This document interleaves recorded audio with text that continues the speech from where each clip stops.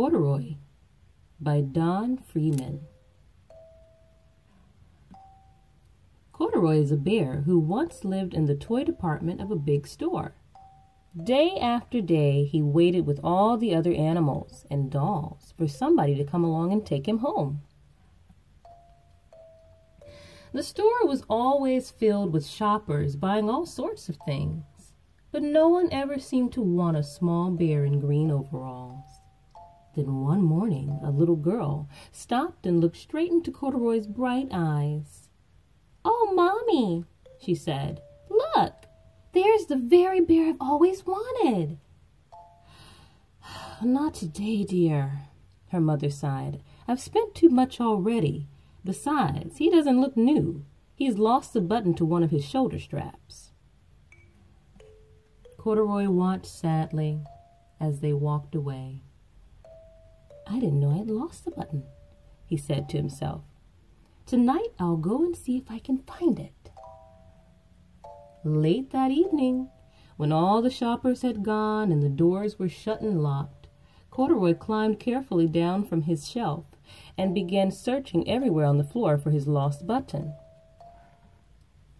Suddenly he felt the floor moving under him. Quite by accident he had stepped onto an escalator, and up he went. Could this be a mountain? He wondered. I think I've always wanted to climb a mountain. He stepped off the escalator as it reached the next floor, and there, before his eyes, was a most amazing sight. Tables and chairs and lamps and sofas and rows of beds. "This must be a palace," Corduroy gasped. "I guess I've always wanted to live in a palace." He wandered around admiring the furniture. "This must be a bed," he said. "I've always wanted to sleep in a bed." And up he crawled onto a large, thick mattress. All at once he saw something small and round. "Why, here's my button," he cried, and he tried to pick it up. But like all the other buttons on the mattress, it was tied down tight. He yanked and pulled with both paws until, pop!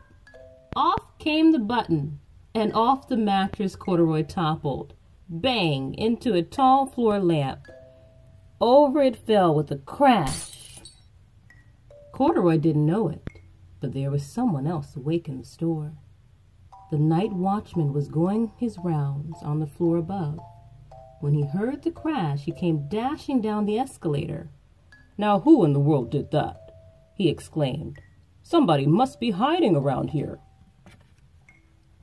He flashed his light under and over sofas and beds until he came to the biggest bed of all. And there he saw two fuzzy brown ears sticking up from under the cover. "Hello," he said. "How did you get upstairs?" The watchman tucked Corduroy under his arm and carried him down the escalator and sat him on the shelf in the toy department with the other animals and dolls. Corduroy was just waking up when the first customers came into the store in the morning, and there, looking at him with a wide, warm smile, was the same girl he'd seen only the day before. "I'm Lisa," she said, "and you're going to be my very own bear. Last night I counted what I've saved in my piggy bank, and my mother said I could bring you home."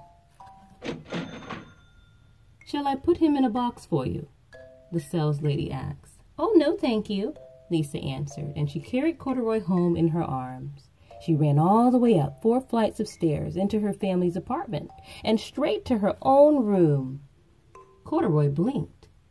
There was a chair and a chest of drawers, and alongside a girl-sized bed stood a little bed just the right size for him.